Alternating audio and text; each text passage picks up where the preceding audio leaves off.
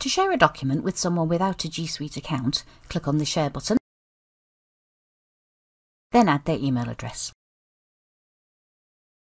Type an optional message to the person,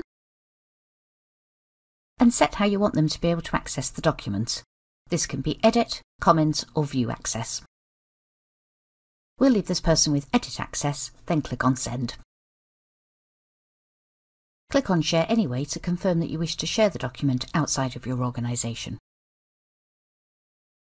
The person you shared the document with will receive an email message with an Open button. This will ask them to verify their email by sending them a PIN code.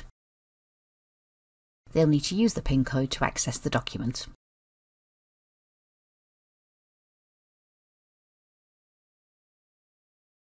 Once they've verified their email, they'll be able to access the document.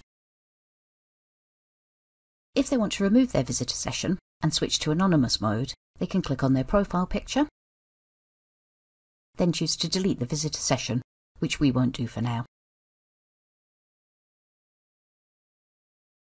Thank you for watching.